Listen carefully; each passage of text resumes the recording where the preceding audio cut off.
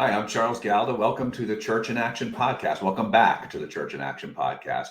We know that when the people of God are doing the work of God, people want to know Jesus, and that transforms their lives. It transforms New England, transforms the world. And so we talk about the ingredients of what makes that happen. In addition to the Holy Spirit, obviously, it's about making disciples who do justice and share Jesus. That accelerates evangelism. Today, we'll be talking about making disciples.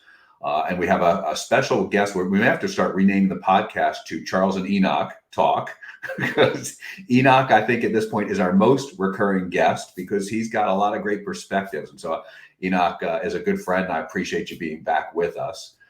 Enoch is the pastor at Boston Chinese Evangelical. He's also the author of In Reverence and Awe, The Practice of Leading Worship with Excellence, which is available on Amazon. I started reading mine, so I still we may want to do an episode on just that topic at some point.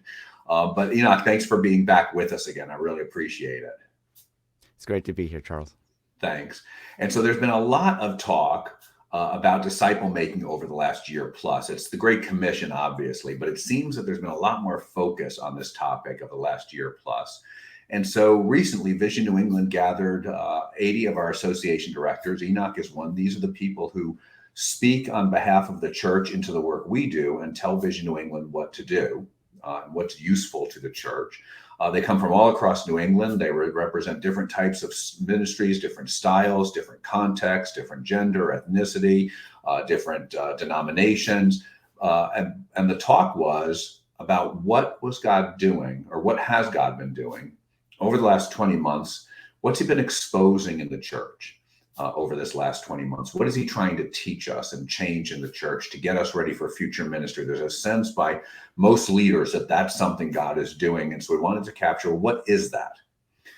There's going to be more to come on that. But one thing that even in that conversation got a lot of conversation was this whole topic of making disciples.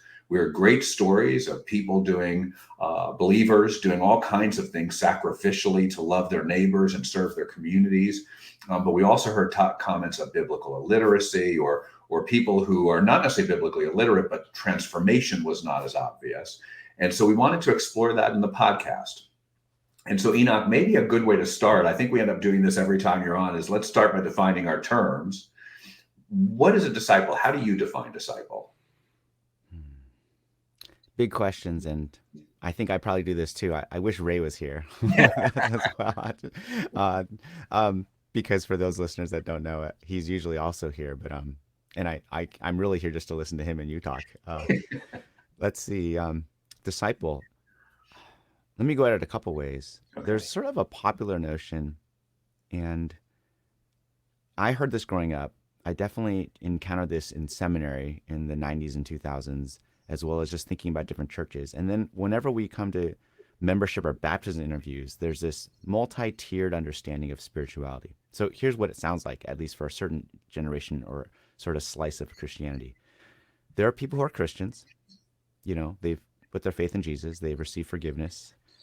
And then there are, among that group of Christians, there are disciples. And I've heard that you can call it two-layer system where, like, disciple, and definitely in the churches I've worked with over the years, the word disciple is almost like the word saint in the New Testament. It's like reserved for a special kind of super Christian. And I get the impulse behind that, because I think a lot of us realize that maybe Christ isn't as high a priority as he deserves to be in our lives. And so if we can reserve that as disciple, like, I'm just struggling, I'm just trying to follow Jesus, but I don't know if I call myself a disciple, then I think it reveals a lot of things going on. I think biblically that we don't get to make that distinction. I think a lot of folks know, and maybe the audience we're listening to, that the word saint, which has really been informed by a lot of how the Roman Catholic Church, makes someone a saint in terms of the get special status. It probably in the New Testament, really saint means set apart ones. And for disciple, the Greek word mathetes, as I understand it, particularly through the Gospels, the best translation I've heard is learner. And therefore, my definition of disciple is a learner who is trying to become in every way like the master. Now, there are bad disciples, or there are stagnant disciples, and there are struggling disciples, but we're all disciples. And if someone says, I'm a Christian but not a disciple, I would want to sit down with them and maybe ask them how they understand it to be. A lot of times it's a sincere, oh, if people think I'm a disciple, I might make Jesus look bad because I know I'm not doing what I should do at work or at home. And I get the impulse, but now we go back to how one becomes a disciple, which is by the grace of God. And he invites us through the free gift of salvation that costs nothing to us, but everything to Christ. So I would say at the end of the day, a disciple, the methetes, the Greek term, is a learner, someone who is learning, who is seeking in every way to become like the master. And that's a true, it really is master, which is kind of a strange concept today. We have a mentor or a coach or maybe even a leader. But really, this is like a master, and we don't really have that kind of concept. So that's how I understand it. It's trying to become like Jesus in every way. That's interesting. You're making me think of, and I hadn't made this connection before until you were just saying this, to Gordon MacDonald's discussion in Going Deep, which is probably about 10 years old now, where he would talk about that the rabbi's disciple, right? It was their job to watch and mimic everything the teacher, the master did. And so learn everything he was teaching them, but then model themselves after as well. Am I thinking about that right? Yeah, I would say It that. sounds like that's what you're saying too. Yeah, I think so. And I'm familiar with the book. I think it's a helpful book, super helpful book. I think the key concept is Jesus was ministering at a time in a particular culture. I mean, his teachings, I believe, apply to all cultures at all times and places, but God chose in the sovereignty of his plan to have Jesus come out in the context of rabbinical sort of ministry, if you will. And so it really is informed by that. I don't think when Jesus told people to follow me, he actually was too different than the other rabbis of his time. It's just that as a rabbi, Jesus claimed to be God. And so the methodology or the concept of following him was the same. It was just that he had such astounding claims of who he was that to follow Jesus was to be so radically different than following another holy rabbi or teacher of that day. But I agree. I think we have a lot to borrow and learn from like our Jewish friends and rabbinical studies to think about what it means for the disciples to walk and follow and live alongside their master. Yeah, and if you haven't read the book, I agree with that, Enoch. I'd recommend it to you. It does have this conversation about the rabbinical contract, which I thought was fascinating. That helps explain a lot of what Jesus is doing. And so Enoch, why is it important then to make disciples? Right? We talk about the Great Commission, and in my tradition, we would talk about it more as a mission verse than a disciple making verse, but the first words of it is, as you're going, make disciples. And so why is that so prominent in Jesus's final words, really, to us? Why is that the commission he gives us? Why is it so important? Yeah, great question. So like if people are thinking of Matthew 28, the classic Great Commission, not to get too grammatical, but like there's a lot of verbs going on there, but several of them are participles, and there's one main verb. Go, baptizing, and teaching. They're actually under the big concept of make disciples. Jesus commands, make disciples, do that by going, do that by baptizing them, and do that by teaching. So I think both the gospel writers, as well as in Jesus' study and his life in the gospels, it really does seem that is the overarching, that's a very helpful overarching mission purpose of the life of the followers. And that's what you did. You followed your rabbi, and you basically repeated it and did that again and passed that on. And so many people have observed that after 3 meager years of ministry, very short time, shorter than the time of a typical undergraduate season, Jesus established something that would endure for thousands of years.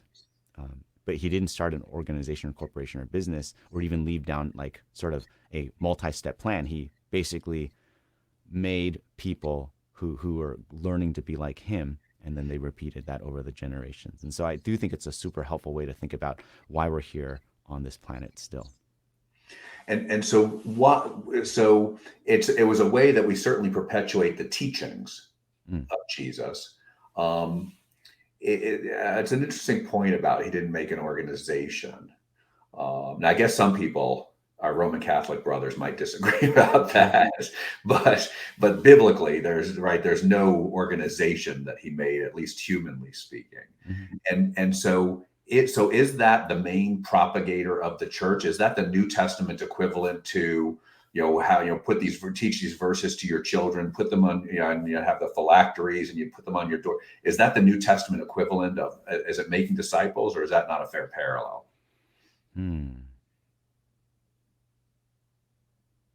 I'm getting stuck into the historical nature of my understanding of those things. Again, the rabbinical background of where Jesus was is a little different than like Genesis and Exodus and the early Mosaic law thinking. But I do think you can probably draw, if you were to draw a classic Old Testament passage, it's the Shema, hear, O Israel, the Lord is one. Fear the Lord, you shall love the Lord with all you got, all their heart, soul, mind, and strength, and then you shall pass it on to your kids, Deuteronomy 6. And I think that is a very helpful, and arguably, again, our Jewish friends would, I think, attest that that's one of the most significant passages in the Torah.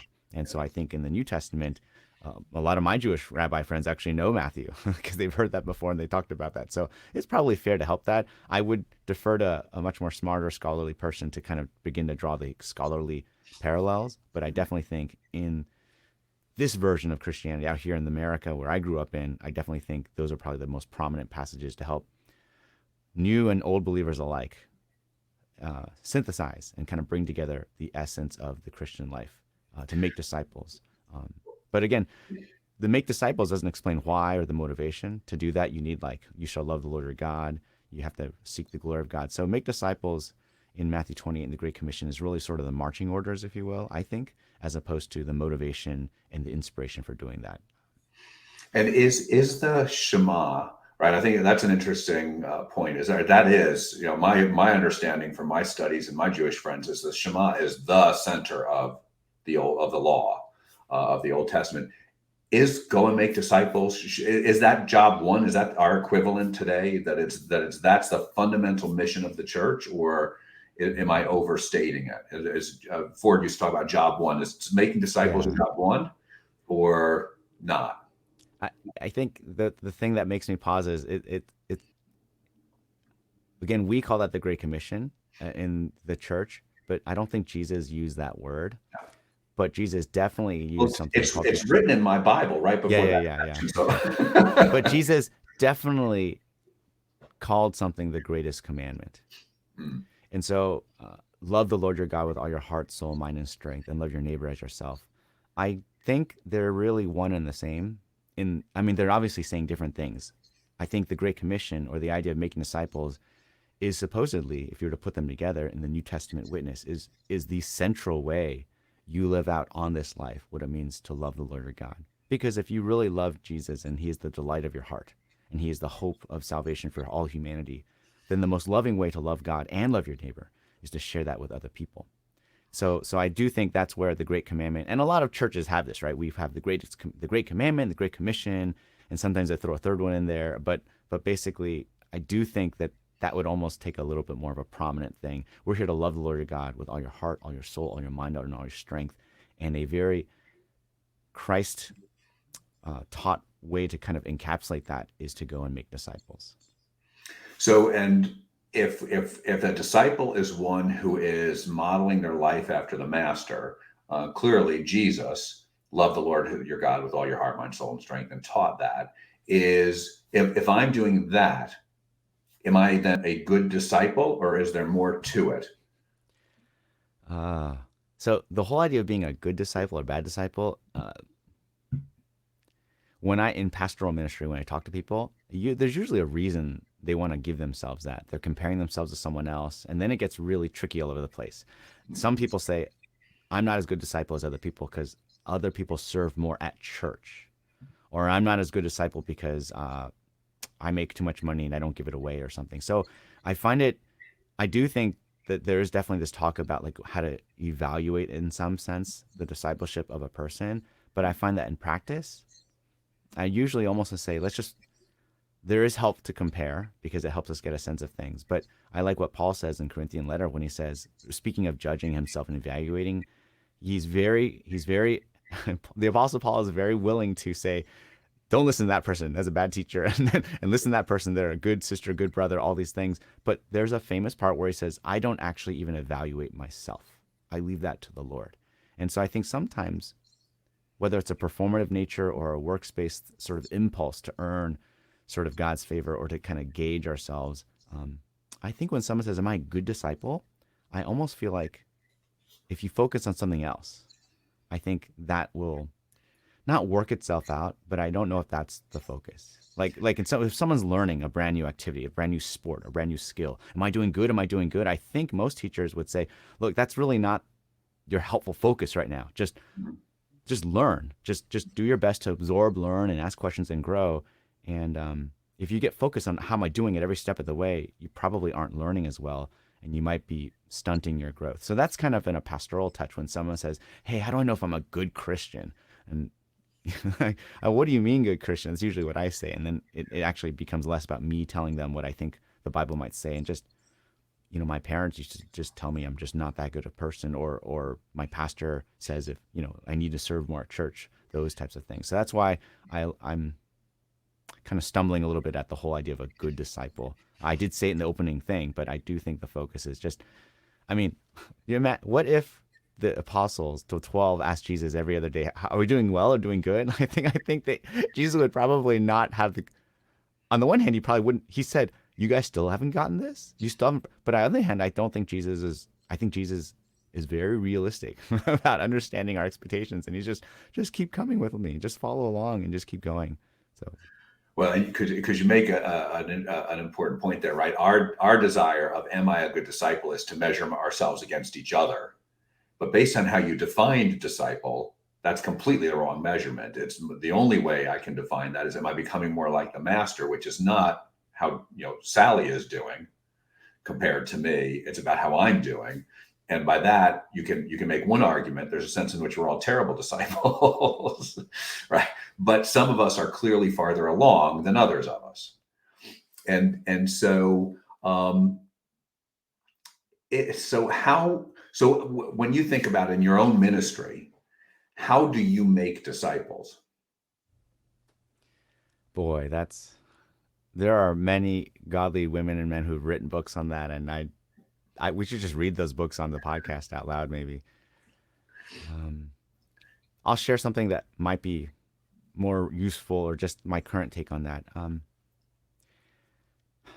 The past few years, and I've just tried to explain discipleship in contrasting with it. It's not really, yeah, contrasting with a couple methods. I think in this country, in our culture, some people think discipleship is a linear progression in a program, which is helpful because you're systematizing it. You're trying to train people and deploy, whether it's a book or whether it's a set of classes at your church. Discipleship is a program you're going through the paces. And honestly, the originators of almost all those programs would be the first to say, no, no, no, discipleship is not going through a program.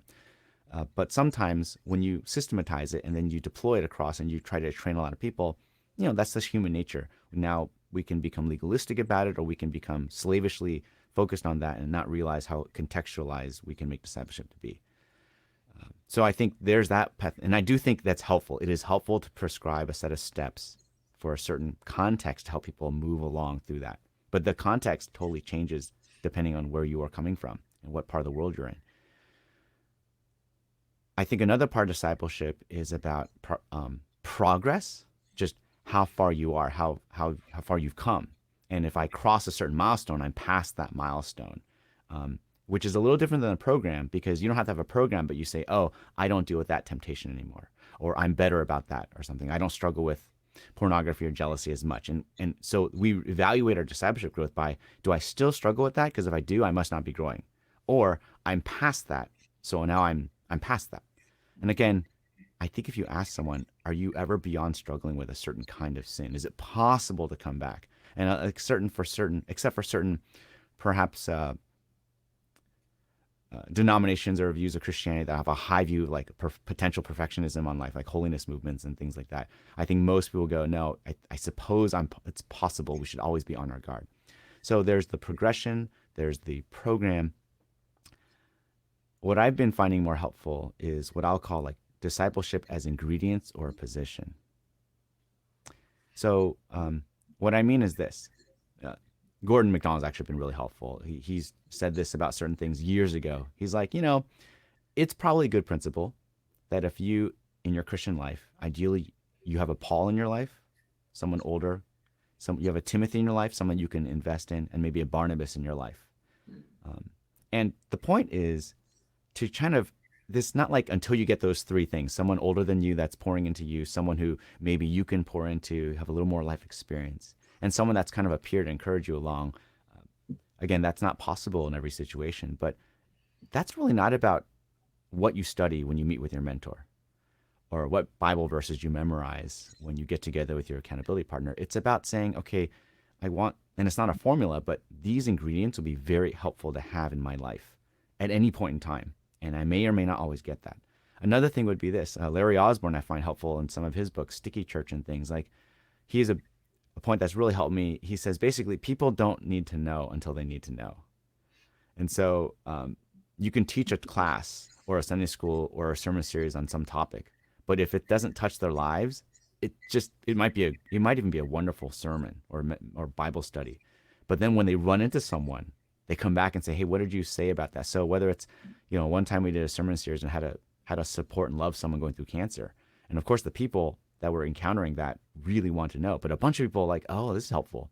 But inevitably, as the years went by, someone said, "Hey, what was that book you mentioned about serving and loving someone with cancer and all those things?" And so we just don't need to know until we need to know. And so I think Larry has a helpful thing of like, and I actually say this in my ministry. When groups want to meet and study, they say, "What book should we study? What is timely right now?" And I would be happy to share my thoughts, but I'm more concerned, do you have a place in your life, a position where you have the people of God, the Spirit of God, and the Word of God? Because if you have a commitment to the Word of God and you're taking that in, if you've got a place to gather the people of God, call it a small group, call it a church family, call it whatever, call it your own nuclear family, if you will, and the Spirit of God, we hope by faith, is involved, then you have the things in place so that whatever issue you face, you can look to God's Word, you can get the encouragement and accountability of God's people, and you can experience the power of His Spirit in your life. So that's actually, and it's totally unsatisfying when I tell people that, because I can't buy a book and deploy that. I can't. It is. Tim Keller had this example of people think spirituality is like a thermostat. You set it and then you can leave it there. But nurturing your walk with God is like tending a fire, and you are constantly. If I don't know if your listeners or have actually run fire pits or fireplaces or a little campfire. You are constantly tending the fire. You can't just set it and forget it. You actually have to always go back. Now, if you have good practice, you've got the great resources, the fuel, and you set it up right, it's actually not a ton of work on a general basis to tend a fire going. It's a lot to get it going, and definitely we can learn how to manage a fire better. Not with enough lighter fluid, it's not. Yeah. So I think I don't know if this is relevant to most people, but I feel like Tim Keller was onto something like that. I think we want to get in our places with our walk and relationship with Christ where we got to a point and now I can move on and think about the next thing. But really it is a constant. And I actually think we kind of know this about all relationships. Just because you and your spouse have shared a certain point doesn't mean you basically always have to tend to it, which then goes back to why Jesus perhaps modeled 12 people to invest in, because you're constantly tending to them. So to answer your bigger question is, if someone said, how can I grow as a Christian? We could talk about the issues they're facing with. We could try to match them up with books of the Bible to study, or maybe helpful Christian books or mentors or relationships. But really, I'm looking at them and go, okay, do you have a place in your life where you're having to share the gospel? Do you have a place in your life when you are being encouraged? Do you have a place in your life where you're struggling and suffering for the sake of others, not just yourself? Do you have a place in your life when you have Sabbath practices and solitude? Do you have a place in your life when you're actually going out into the world? So it's all those things. It's not striving for balance, because I'm not sure that's a real thing or helpful, but it's about constantly looking at someone's sort of life in the form of their time and their heart and their commitments, and saying, I don't know what you should do, but I think whatever you do, it would be helpful to, for example, meet up more regularly with people to pray together and be honest and share your struggles and encouragements. So that's kind of like what I do from a proactive pastoral thing, discipleship. And that's what we kind of tell people. It's easy to tell people, join a small group. Really what I'm saying is, though it'd be nice for you to join our small group system, and we put a lot of work into screening leaders and trying to encourage and equip them, I'm most concerned that you have some place where that's happening. And if it is in another church, or if it's just a bunch of friends in your neighborhood or something like that, then okay. And that's where I think the principle of are you Jesus modeled a bunch of things, and are we practicing them? So the journey, the process. So that's today, right now. That's what I'm thinking more about. Whereas I think sometimes I get focused on what's the next cool book that our whole church is going to study together, which is nothing wrong with that. But it's really about those things. And then the bigger piece is like, you didn't ask this yet, but I think sometimes it's too easy for churches here in this country to think about we must be making disciples because our church is growing numerically, or because our giving is up. I mean, because who gives money unless they love Jesus? Well, the answer is there's a lot of people giving a lot of generous that may, so I think those are the big keys and pieces.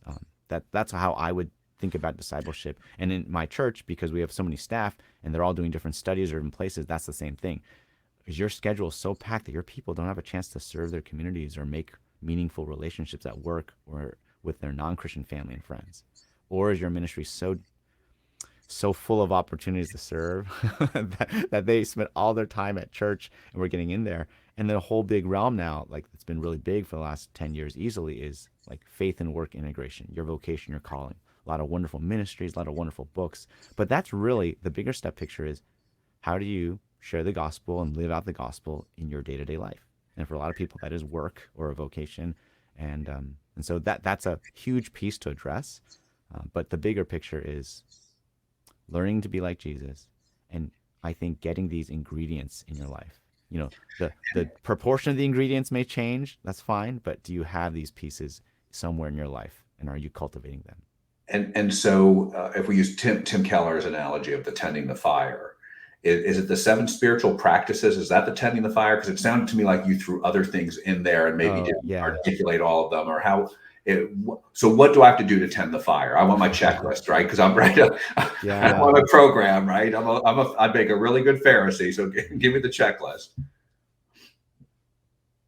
Yeah, I don't know if I've got the best. So the way I would do it is meet with the person or have them meet with someone and help them personalize where are the places that God is inviting you to take the next step with Jesus.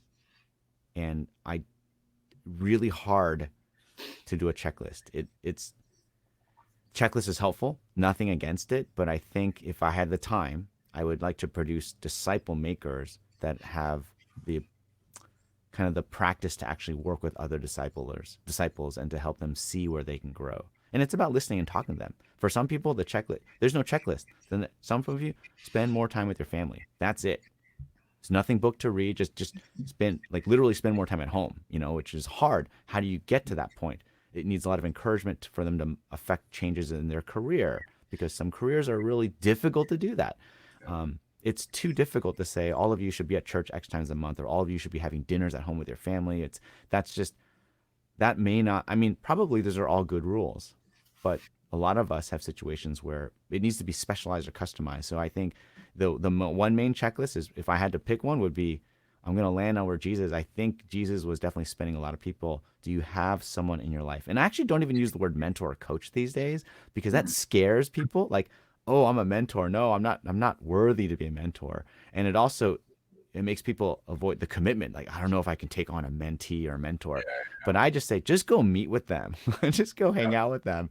And basically what I've been saying in the pandemic is, I know ministry and serving in teams and stuff at church is so different now, but man, I just think you'd have so much to offer just to hang out with another younger couple or younger person, younger Christian or not Christian. And so that's it really is dependent on the church and the situation. That could be a cop out.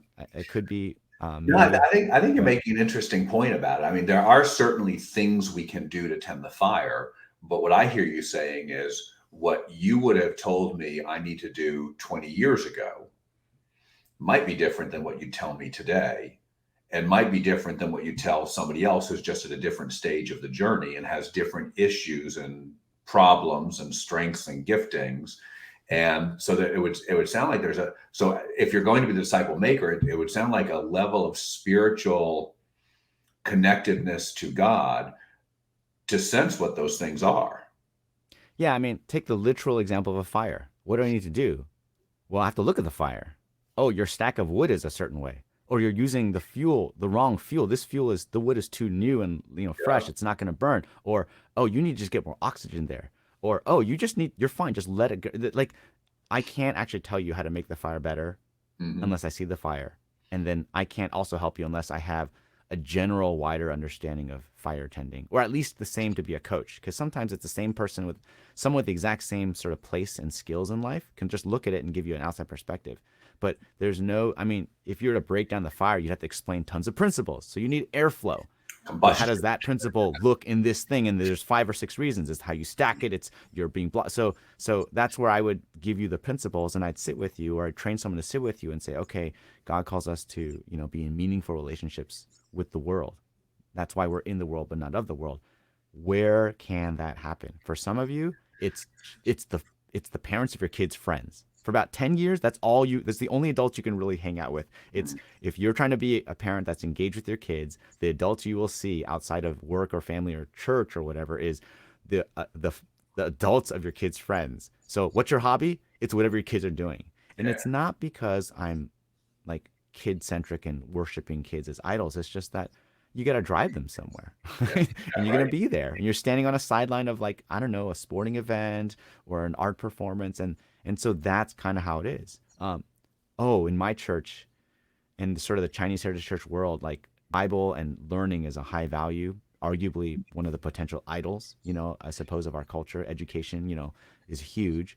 Um, we had never had small groups because we're Boston, so it's also mobile and transient. So when people start having families, they tend to move away or other things. So I remember trying to convince so some really godly, amazing couples. One dear sister, an excellent leader, literally said, Pastor Enoch, just want you to know, there's no way I can lead a small group or be in a small group. I just don't have the time. She was like key small group leader, key help architect of designing our small group ministry. She's been here for years and just super, super helpful.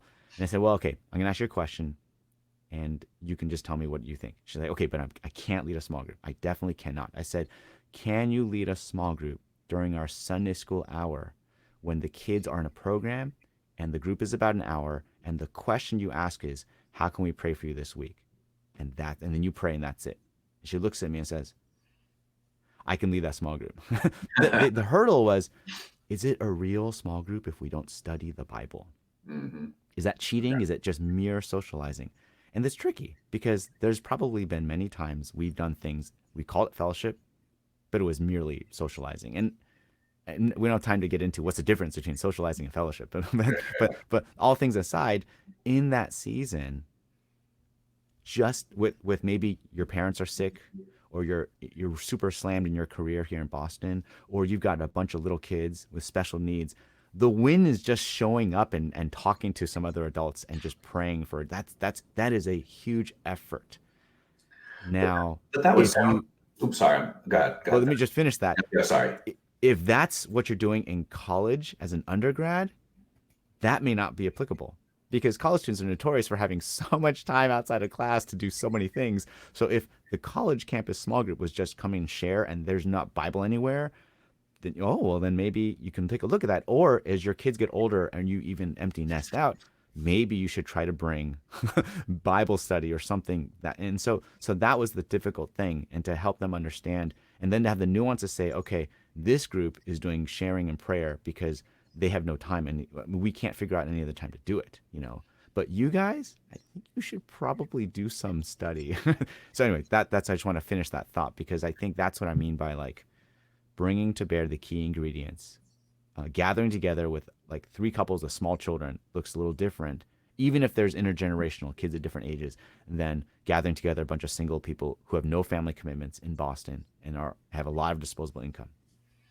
Would you push back though on the notion that, look, if you're a believer, you need to at least have some level of quiet time where you're praying, reading the Bible. You need to be learning what Jesus taught, because the teachings, the part of emulation is the teaching, and you need to be, your love needs to be expressing itself in action in some way. Or would that be still too prescriptive? Well, I don't think you prescribed anything yet. You just gave principles, Okay. right? So what does it mean to take in the Bible? I know people that their quiet time is on their morning commute playing an audio Bible. Hmm. Is that cheating? Yeah. I know people whose Bible intake is basically listening to the sermon again because they're scatterbrained and they just could use another run through on that. I know people whose Bible intake is the Bible, the Robert Murray Shane, whatever that, the Impossible Reading Plan. Robert Murray McShane. Thank you, Robert Murray McShane, the Yeah. Impossible Reading Plan. Right? No, I'm just kidding. Like read the Bible 5 times every month or something. So I think the key thing is your Bible, and it's tricky, but it's about meeting them where they're at and trying to help them see. I know some people, like one of the questions people ask me is, "What book should I read?" And one of the questions I found helpful is, "Do you like reading? Do you read books in general, or is it only for Christian stuff you read books?" Because Christians love books. Well, I should say pastors love books. And so it's very common for a pastor to give a book. But a lot of people, so I actually ask people, do you read books? No, but I'll read a book if you want. Okay, what do you do? Oh, like I do this or this or that. So, and John Ortberg has the whole spiritual pathways. There is a concept of where you can meet God in nature and do certain things. I do think you need the Bible. Like I don't think you can just go on hikes all the time and kind of Yeah. get closer to Jesus without hearing his words. But yeah, I think the thing is, if I say get more Bible into you, actually that is prescribing a principle, but it's still open to so many. I mean, so many people go, where do I start in the Bible? I started at Genesis, but when I got to Leviticus, it was rough. And so I love Leviticus, but the point is, like, even that simple thing of read the Bible, it's so tricky. Do they have any Bible literacy at all? Do they have any habits now? What do you even eat breakfast? Like if you don't do any of this stuff, then it's about customizing a sense of how do we get more Bible into. It's almost like tithing or giving. Um, I know. Okay, so there's obviously disagreement among Christians. Is it tithing 10% still, or is it grace giving, or however you call it? Um, to be honest, I just want to see them giving, and I want to see that giving increase percentage wise over their lifetime. Yeah. That's Am I selling out and washing out? Am I copying out by not telling them 10% now, bringing the tithe and test God to see if he will not bless you, as Micah says? Maybe, but I mean, if they've never given anything in the past, then I think to me over the lifetime, you're becoming a learner and creatively sitting down with them, helping them, like actually saying, where can you sacrifice and give up coffee or a certain meal eating out or something so that you can honor God with your tithes and then see how that, or honor God with your offerings. And so that's generally, I don't know, I just really have not found it effective to prescribe one thing across the board for everybody beyond the big principles. So would you agree, as we look back over the last 20 months, would you agree with the piece of feedback we heard that in some quarters at least, we're seeing people who, I think we all agree there's some level of biblical illiteracy out there, so I won't ask you about that unless you want to push back on me about it. But then the one that I think struck me more was this issue of it's not necessarily a biblical illiteracy question. It's more about we're not seeing the manifestation of the fruits of the Spirit. There's not patience, there's not love, there's not kindness. Would you agree that's a fair assessment of some of what we've seen? I'm sure, probably. There's probably biblical literacy, but again, what I find more helpful is what is the proportion of Bible intake and Bible output in your life? Mm-hmm. So I used to have a kind of disagreement with a senior pastor friend of mine that like people knew more Bible, and I can't disagree with that. Mm-hmm. But when I looked at the people, I thought, I think you could increase the output of the application of Bible in their life. So they're just going to more classes and listening to more sermons, but it's not clear that we're seeing that bear fruit. And so here's the test of preaching. I think in the United States, the test of good preaching is, does your church grow? But I remember one of the first sermons I ever heard on this subject is this. Here's a test of preaching, which ultimately only God can truly know for sure, is, are people becoming more like Jesus as a result of your preaching ministry?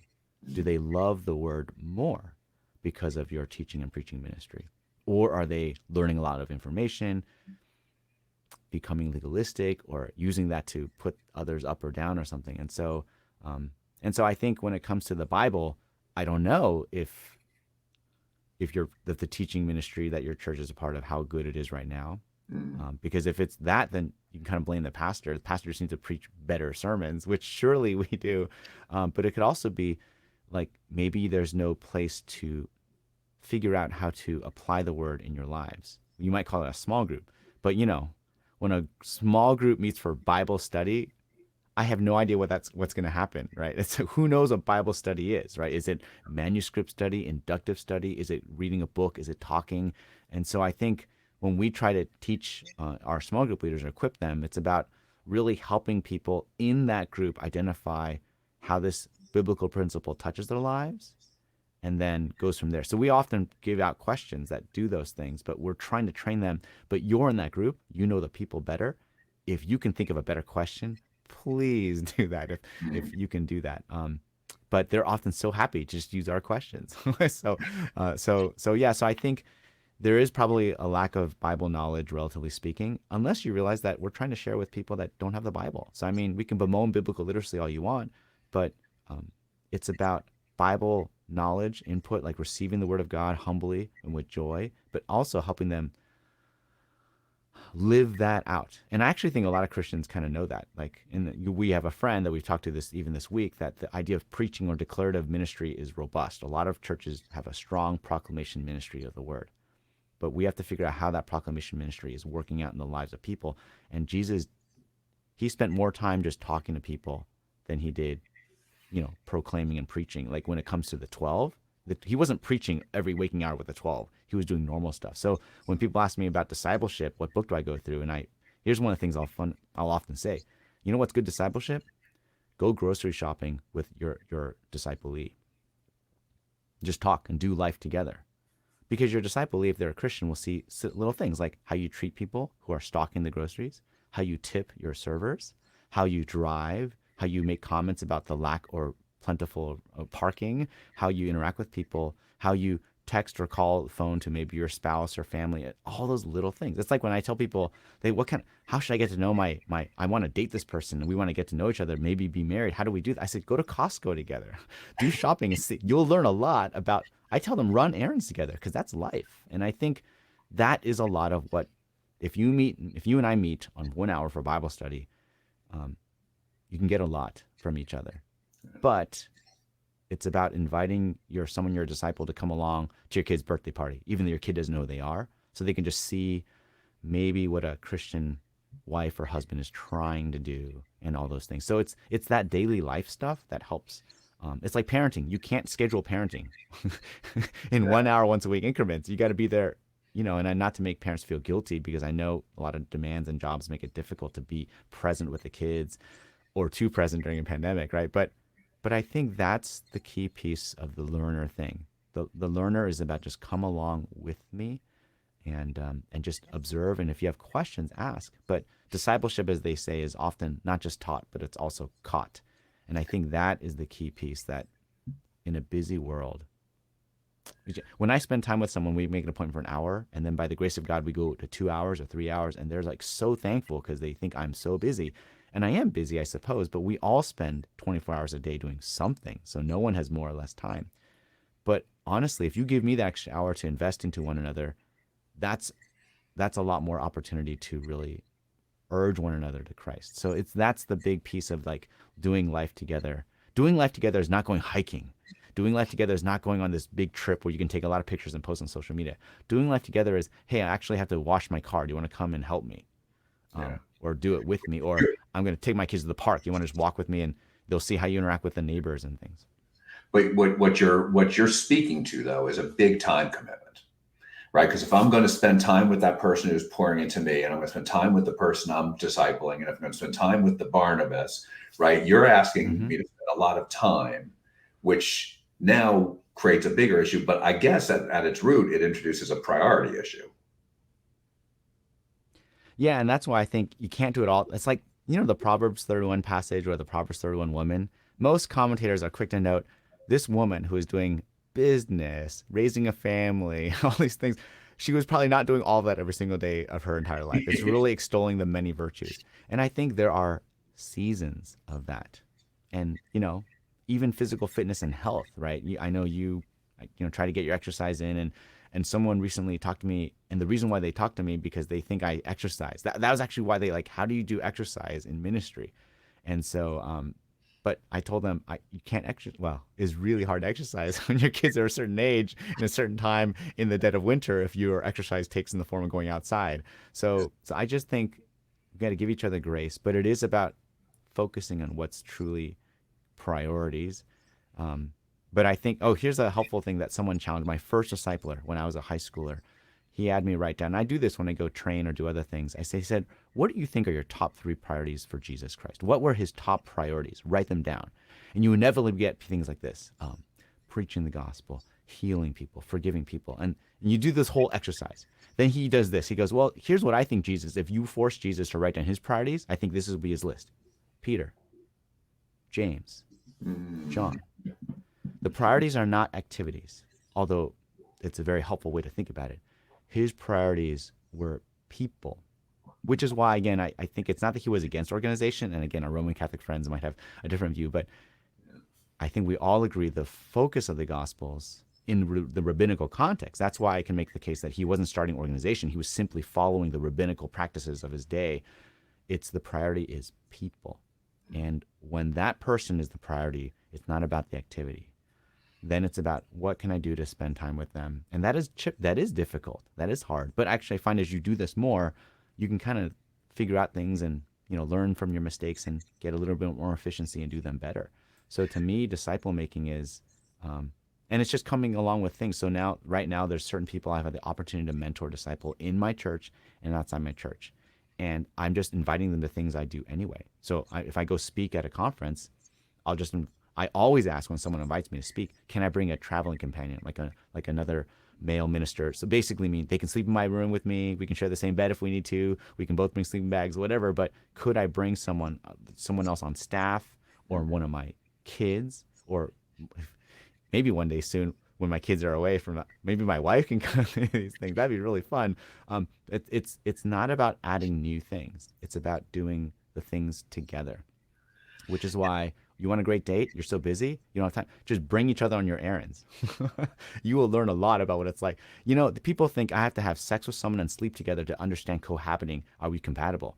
Okay, I suppose you can make an argument, though I would probably want to take issue with that that sexual ethic. But I would say, you really want to know if you're quote unquote compatible? Go grocery shopping. and see, do they just buy what they want, or do they look at the sales? Do they just click coupons only? And all these basic things, that it is a priority thing, it is a time thing. But I think it comes back down to why Jesus had 12, and even among the 12, it is in probably agreement among people who look at history that Jesus, above the 12, had 3. And I think that's probably all you can do. And we don't have time to it, but I'd like to come back again and talk about this and talk about more about the what do I do with my 3, because Jesus was intentional about doing things with the 3 too. And I think some people, if that wasn't done by someone with you, and I put myself in that category, I don't know then what to do with someone. Right. And so I'd love to come back, and maybe that can be our topic next time. If you'll have me, yeah, that'd be fun. But I think it is right. It's hard to do this if you've never experienced it, right? It's hard. Man, one of the biggest heartfelt anxiety questions that we get at church is, I am a Christian, my spouse is a Christian, and we're about to have a baby, but neither of us grew up in a Christian family. No idea. Actually, at one point, the 2 pastors here with me, the 2 English-speaking pastors above me, they both pointed out, actually, we're the first Christians in our family. We don't know what it's like. It's a pastor and his wife. And I think, oh, of course you know how to raise a family. And they're like, no, actually, we didn't have great relationships with our parents. And so I was like, oh, wow, and as I look today, right now, that's true in a lot of churches. Like, you think the pastor and his or her spouse knows how to do this, but actually, they're like, honestly, I don't know. I've never done this. And so that is really scary and hard. And that's why we need to write the books, give the talks, and that's fine. But we just need to avail ourselves. Andy Stanley talks about going deep and going long rather than just going wide and going short. I could do a seminar, have people come over, or I can mentor one person for a couple of years. And in the big calculus of eternity, if you mentor a lot of people, you'll have a lot more connections and stuff like that. But if you go deep with 1 or 2 people, the impact might be greater. But only the Lord will know. Yeah. But isn't that the point anyway? We're not trying to make a name for ourselves. And so I think that's the challenge. Some of our best disciplers as pastors, you know, I don't mean to be critical when I say this. I realize if I don't pay attention, I'm only mentoring other staff at this point in my ministry, because I'm at the point that I have the opportunity to lead other staff and I can invest all my time in them. But I sort of have a desire to lead, disciple the average person in my church, someone that doesn't read as much, someone that isn't super like an impressive leader. Not that my staff are impressive leaders or I'm an impressive leader, but just kind of to have, again, the positioning. Like I think the lion's share of my ministry, I want to mentor people that are going to be high impact, because I think that's the multiplicative effect of discipleship. However, I want to be in touch with someone that hasn't read the latest book on racism from a Christian perspective. Like someone that's like, I'm just doing life and it keeps me grounded. And so, yeah, we can talk about if you think that'd be helpful. But again, the top priorities of Jesus, you could think of them as preaching the gospel and, healing people, or you could think of them as names of people that he knew clearly he's going to invest in. That's a great point, a great place to end too, which is right at time, Enoch. So you planned that perfectly, I can tell. Enoch, thanks so much for being back with us again. And thanks for letting us learn from your experiences and wisdom. I think this topic of making disciples is going to be a big focus of the church going forward. And so helping us wallow in it a little bit and challenging us in it is just so helpful. So thank you for doing that. And thank you to our audience for being with us. I hope you wallow in this too. Like, listen to it again. Listen to Enoch. Fast forward over my parts if you need to, but listen to Enoch. And I'd like to thank our producer, Ashley Pitkin, and our sponsor, Luis Palau Association, who's dedicated to proclaiming the good news, uniting the church, and impacting cities worldwide. If you like this, please like us, share it, follow us. You can find out more on visionnewengland.org, and you can listen to this podcast and past episodes on Facebook, YouTube, Apple, Amazon, Spotify, and Google. Thanks very much. Next week, we're going to have Dr. Connie Lawrence with us. She is the academic dean at Portsmouth Christian Academy, and she'll be talking about a surge of interest in Christian education over the course of the last year and some of the things that are behind that, and what is typical in a Christian education experience. And how disciple making is part of that mission too, even at a young age, in the role of parents and the role of educators. And so join us again. See you next time. Thanks again, Enoch.